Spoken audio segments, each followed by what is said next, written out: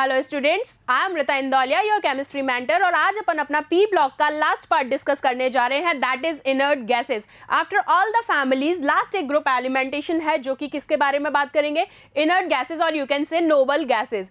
कौन से ग्रुप के अंदर इंक्लूड होती हैं? Group number 18। सो आज हम ये स्टार्ट करते हैं। So let's begin with the inert gases. First, इनको क्या कहा जाता है आपको याद रखना है कि those are also known as rare gases और नोबल गैसेस। सबको याद आ जाना चाहिए। लास्ट ब्लॉक एलिमेंट है ये। कौन सा लास्ट ब्लॉक? कौन सा? Helium, neon, argon, krypton, xenon and radon. इन सारी की सारी गैसेस के बारे में मुझे बात करनी है। इनमें से ना कोई नॉन मेटल है, ना कोई मेटल है, ना ही कोई मेटलॉइड है। बस एक ही टर्म मुझे चीज़ याद रखनी है कि ये सारे के सारे कौन से स्टेट में एग्जिस्ट करते हैं? They all exist in the gaseous state. Okay, आइए, इनको आप कहते हैं रेयर गैसेस और noble gases. They are found in atmosphere to very less extent. बहुत ही ना के बराबर पाई जाते हैं, इसलिए हम इनको क्या कह देते हैं? गैसेस। इलेक्ट्रॉनिक कॉन्फ़िगरेशन तुम सब लिखना जान चुके हो, लेकिन अब लास्ट पार्ट ही बचा है। चलो एक बार और टैली कर लेते हैं। आओ, हीलियम सिंबल तुम्हें पता है क्या? He। Atomic number is 2। Configuration क्या होगी? 1s2। नेक्स्ट, नियॉन के लिए मैं कहूँ, आप कहेंगे symbolic representation is ma'am Ne। Atomic number 10, 2s2, 2p6। Argon Ar, आपको पता है कॉन्फ़िगरेशन, प्लस 8 इलेक्ट्रॉन्स तो 18, 3s2, 3p6। Again for the krypton Kr 36, फिर से ऐड कर दो 4s2, 4p6। जिनन 54, 5s2, 5p6। ये सारी चीज़ें तुम अब तक जान चुके हो। बस एक चीज़ जो याद रखनी है कि ये भाई साहब कौन? रेडन। ये रेडियो एक्टिव एलिमेंट है। क्लियर? मैं क्या बोल रही हूँ? बार बार एक ही चीज़ पे ध्यान दो कि रेडन जो है यहाँ पर वो क्या है? एक रेडियो एक्टिव एलिमेंट है। इसके बारे में हमें बहुत ज़्यादा नहीं पढ़ना है। मेजरली हमें इस पूरे के पूरे ब्लॉक में जो पढ़ना है सबसे ज़्यादा, वो इन दोनों के बारे में मैं बात करूँगी। किस किस के? क्रिप्टन और जिनॉन। इन्हीं की रिएक्शंस आपके सिलेबस में है। बाकी सब के बारे में हमें नॉर्मल प्रॉपर्टीज़ के बेसिस पर बात करनी है, लाइक उनकी फिजिकल और जनरल प्रॉपर्टीज़। रिएक्शन पार्ट में मैं बात कहूँगी तो क्रिप्टन और जिनॉन के लेकर, और जिसमें भी जो मेजर कंजम्पशन है वो किसका है? जिनन का। इसकी ही रिएक्शंस के ऊपर हम लोगों ने बात की हुई है, ऑलरेडी हम लोग डिस्कस कर चुके हैं लास्ट पार्ट। आइए start. Important point of view से क्या है? हीलियम आपको पता है इसका एटॉमिक नंबर क्या है? 2। कॉन्फ़िगरेशन क्या रखता है? 1s2। ऐसे ही यहाँ पर आपने सारी की सारी कॉन्फ़िगरेशंस अभी देखी हैं, ये देखो, जानते हो। अब मैं यहाँ पर तुमको होल ओवर क्या कह रही हूँ कि इसका जनरलाइज्ड इलेक्ट्रॉनिक कॉन्फ़िगरेशन जो होगा, जो अभी तक अपन पढ़ते आ रहे थे, सभी एलिमेंट्स, सारी फैमिलीज़ के रिस्पेक्ट में हम यही पढ़ते थे कि क्या होगा जनरलाइज्ड इलेक्ट्रॉनिक कॉन्फ़िगरेशन?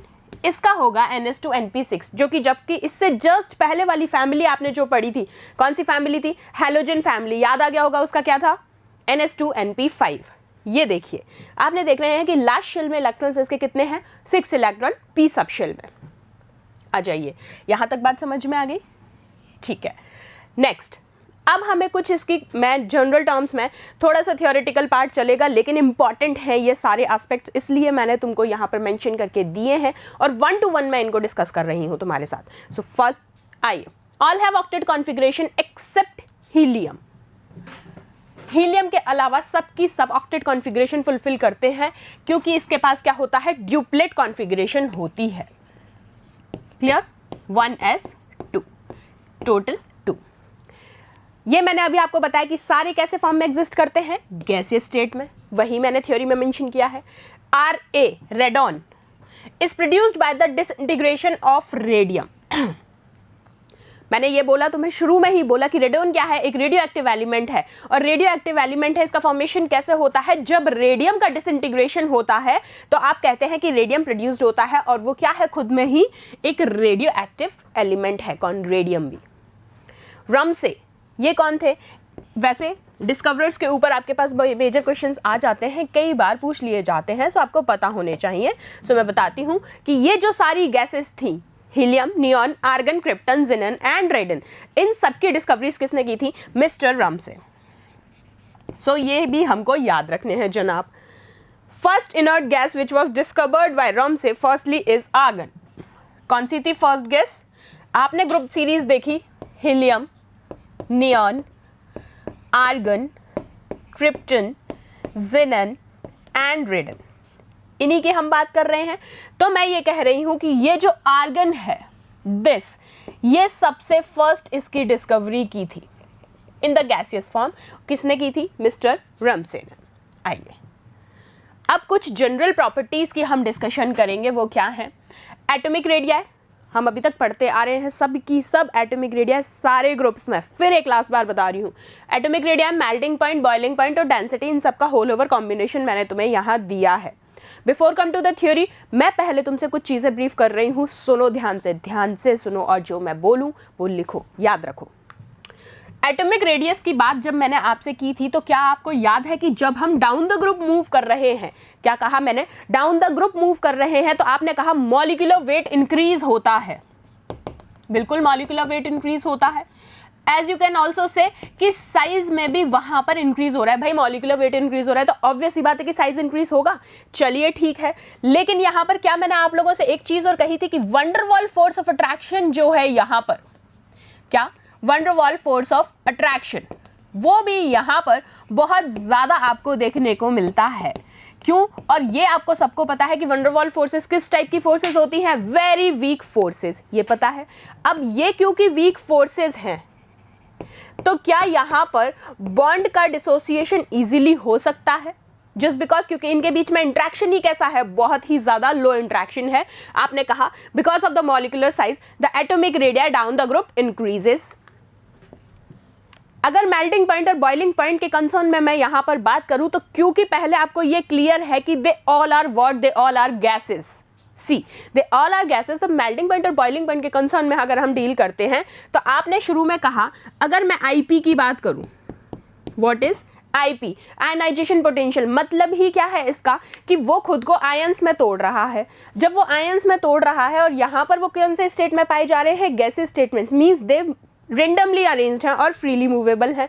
जब आप इस स्टेप को देख रहे हैं तो आप कहेंगे कि इनके मेल्टिंग पॉइंट की कुछ रेंजेस होती हैं, कुछ एक्सेप्शंस के साथ। वो क्या है? कि जो हीलियम है, कौन सा एलिमेंट? Helium element. कौन सा ग्रुप चल रहा है? 18 ग्रुप। इनर्ट गैसेस में मैं बात कर रही हूं। हीलियम एक ऐसा सिंगल एलिमेंट है जिसके दो बॉइलिंग पॉइंट रेंजेस पाए जाते हैं। वो क्या क्या है? 4.1 केल्विन एंड 2.5 केल्विन। इसके ऊपर क्वेश्चन आ चुका है, इसलिए मैंने यहां पर आपको मेंशन किया है और आपको आना भी चाहिए। What I said, helium is the only single element that have two boiling points. What they are? 4.1 kelvin and 2.5 kelvin. Clear?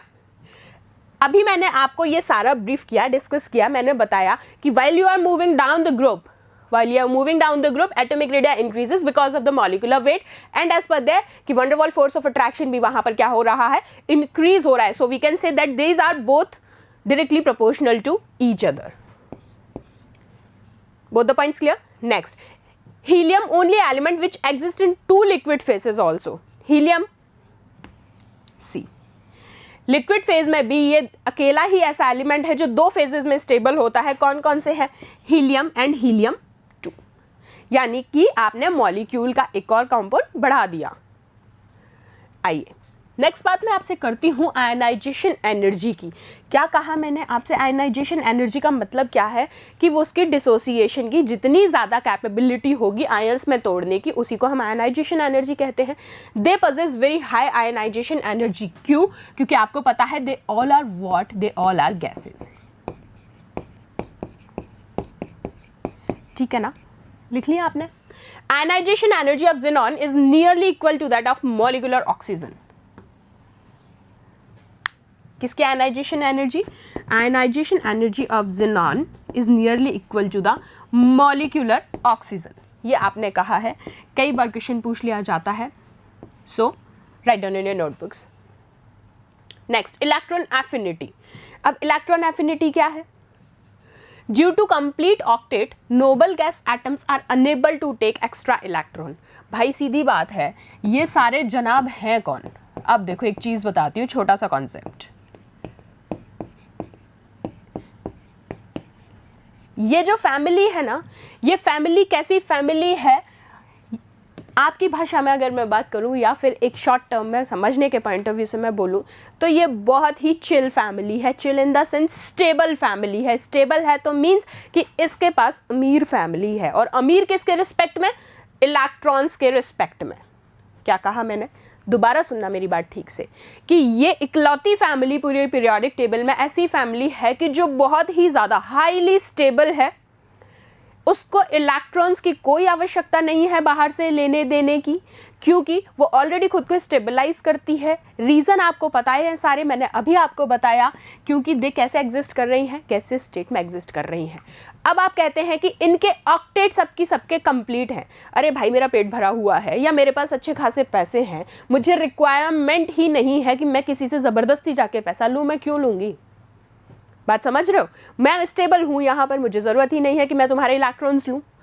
Same बात इन्होंने कहा कि मेरा ऑक्टेट कंप्लीट है, मैं स्टेबल बैठा हूँ, मुझे क्या फ़र्क पड़ रहा है कि सामने वाले के पास कितने इलेक्ट्रॉन्स हैं?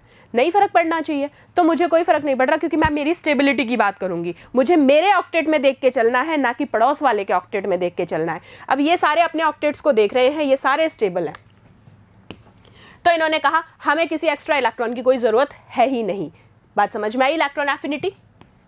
चलो नेक्स्ट, मोनो एटोमिसिटी। अब क्योंकि आयनाइजेशन एनर्जी इनकी बहुत ज़्यादा हाई होती है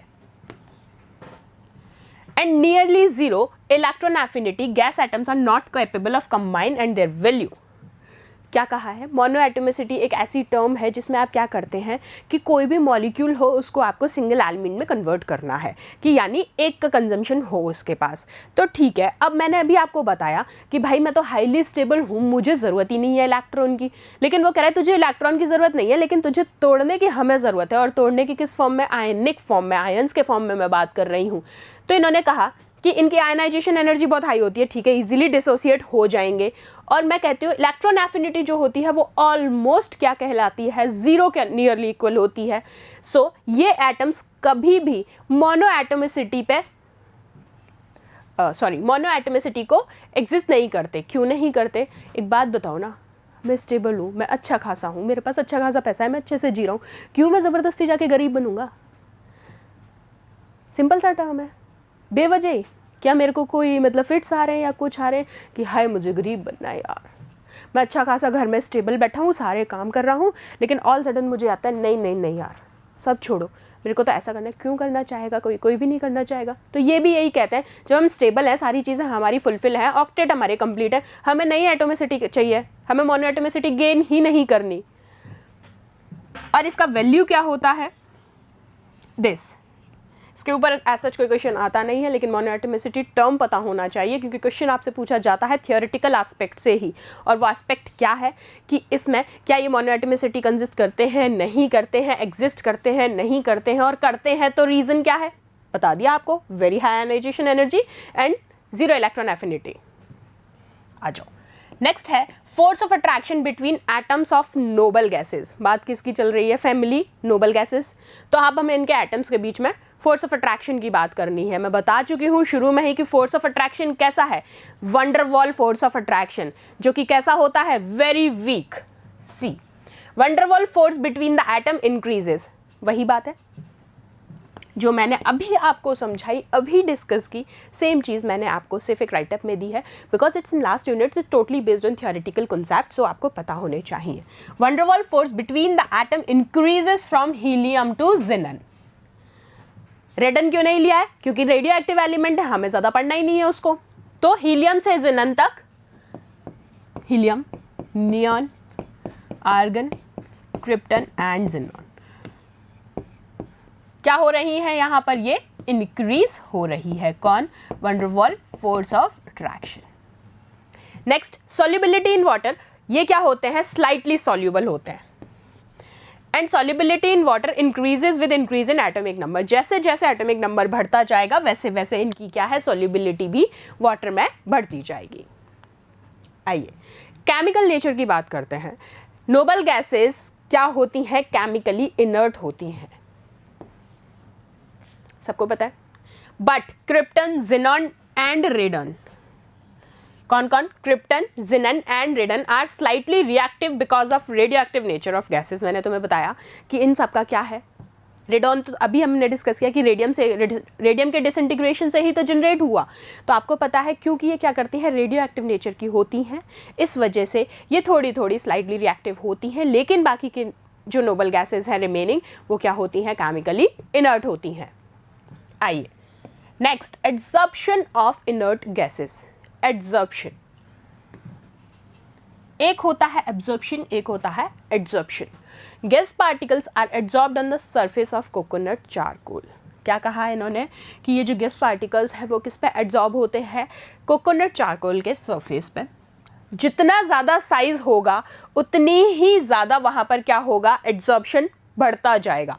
व्हाट आई सेड, साइज जितना ज़्यादा बढ़ेगा, जैसे जैसे आप ग्रुप में मूव कर रहे हैं साइज बढ़ता जा रहा है, जितना साइज बढ़ेगा उतनी ही ज़्यादा एड्सॉर्प्शन की वहाँ पर क्या होगी, टेंडेंसी बढ़ती जाएगी।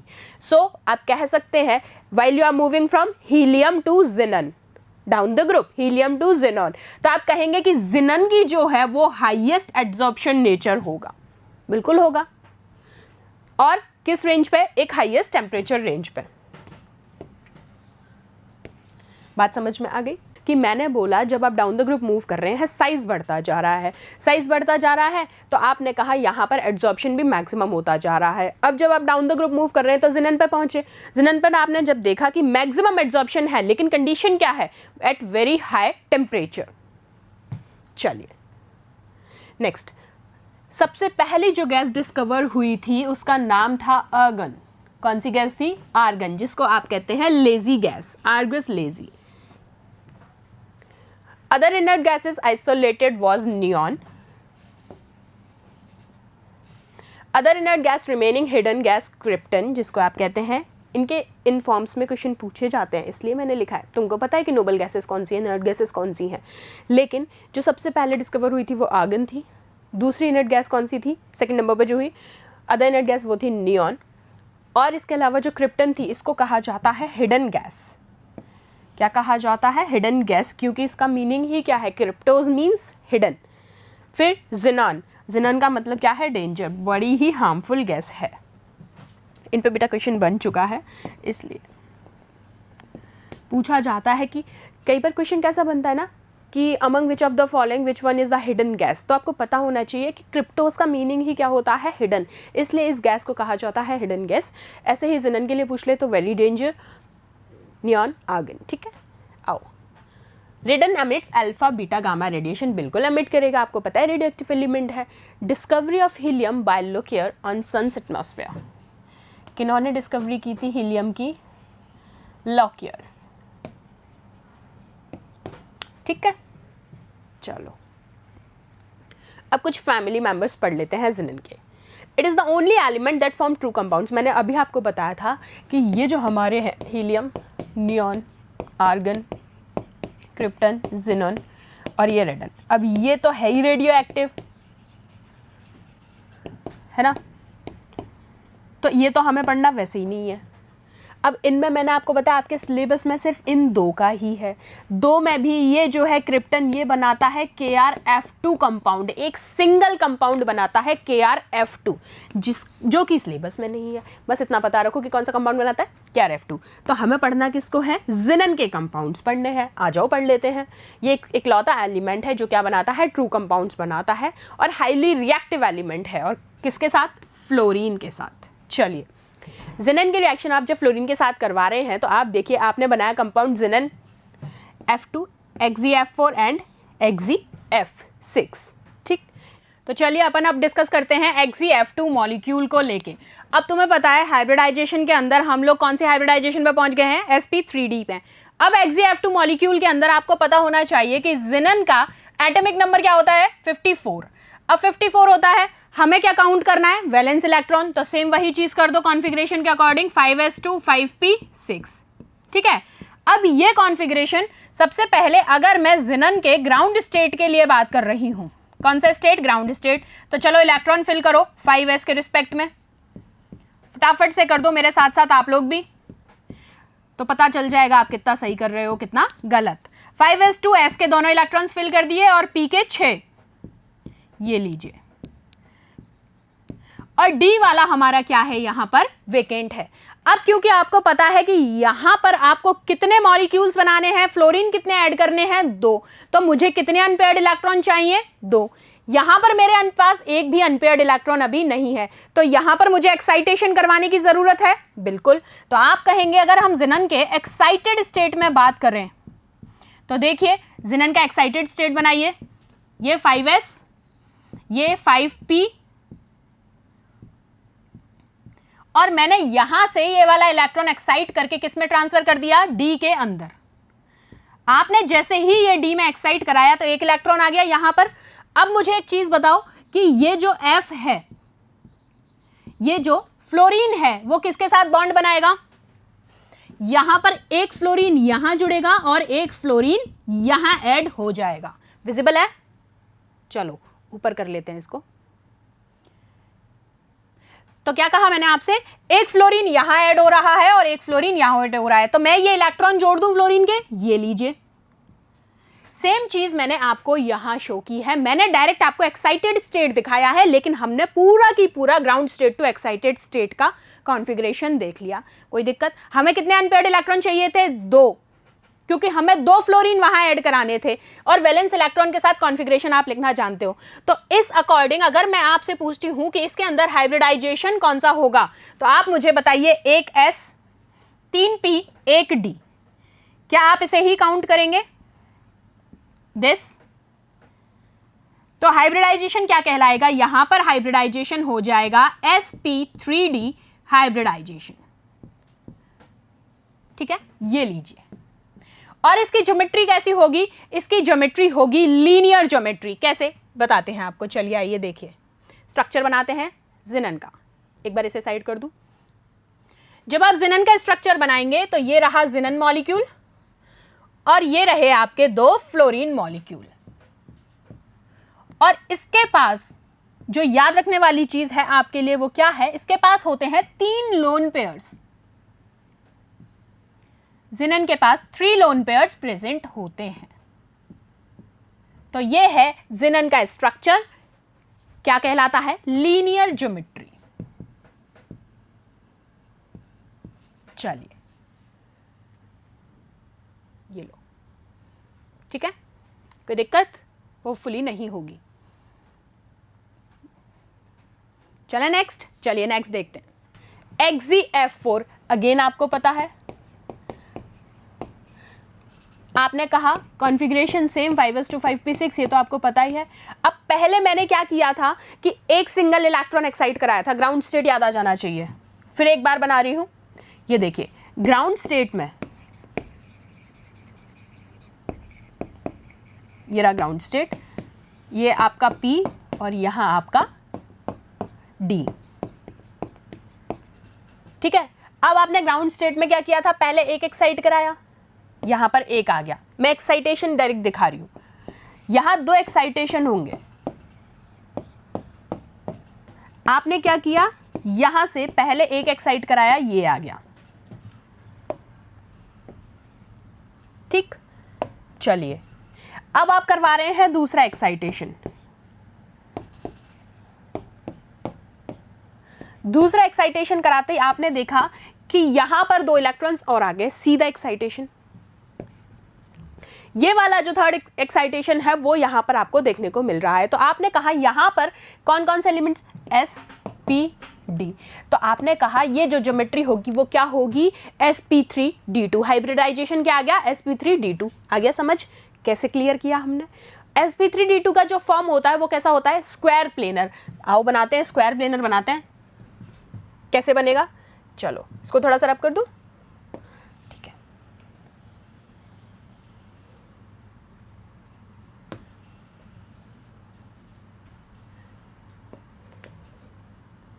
चलो स्क्वायर प्लेनर बनाना है मुझे। XeF4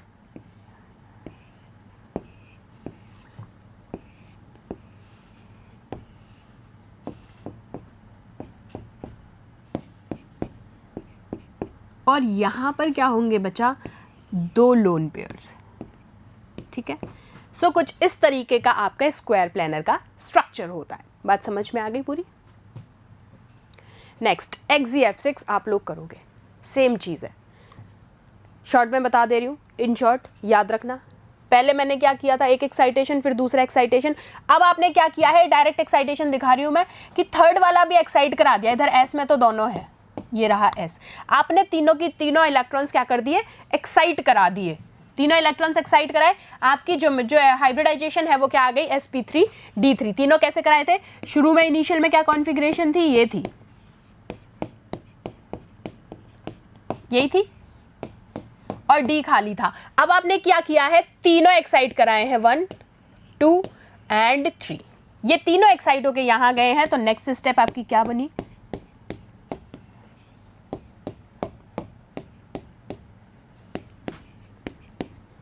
ठीक है, आपकी हाइब्रिडाइजेशन आ जाती है sp3d3।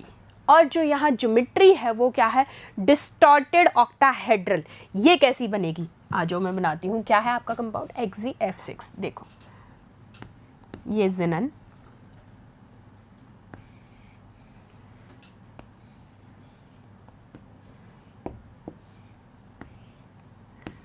Fluorine fluorine fluorine fluorine fluorine, और यहाँ एक है लोन पेयर, इसको कहते हैं डिस्टॉर्टेड ऑक्टाहेड्रल। आगे बात समझ क्लियर, जिनन के कंपाउंड्स पढ़ लिए जो बहुत इंपॉर्टेंट है। चलो अब रिएक्शन पढ़ते हैं H2O के साथ। जब आप XeF6 की रिएक्शन करवा रहे हैं H2O के साथ, आपने देखा क्या बना, H2F2 और XeOF4। किस तरीके का स्ट्रक्चर होता है, स्क्वायर पायरामिडल।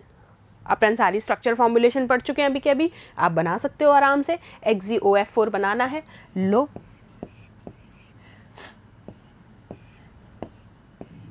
ठीक है,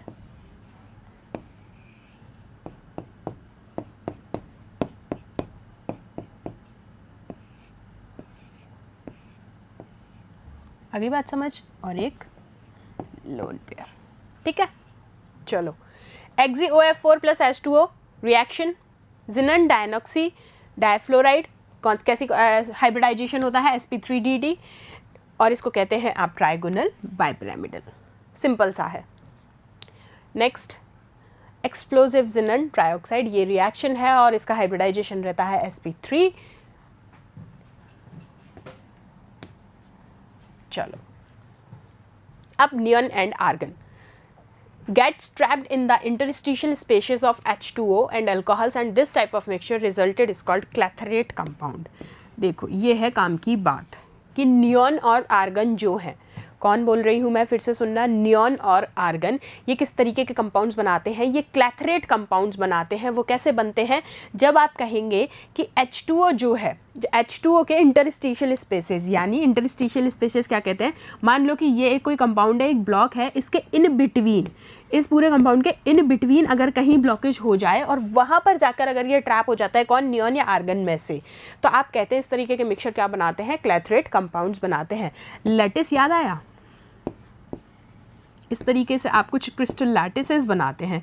इन लैटिस में मैं कहती हूँ कि ये अभी आपको दिख रहा है एक 3D फॉर्म में, लेकिन अगर इसका अरेंजमेंट मैं करूँ तो ये कुछ ऐसे होते हैं।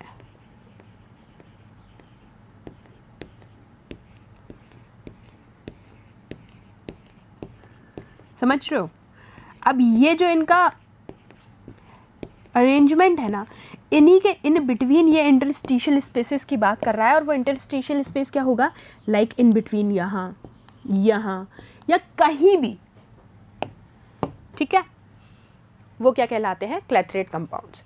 These compounds are not formed by helium, helium नहीं बनाता है ऐसे कोई भी कंपाउंड्स, कौन बनाते हैं, नियॉन एंड आर्गन। चलो यूजेस क्या है नोबल गैसेस के, हमने पूरी नोबल गैसेस पढ़ी है। इनके क्या है, noble gases are widely used to provide inert atmosphere in metallurgical process. Metallurgical process में कैसा एनवायरनमेंट प्रोवाइड करते हैं, इनर्ट।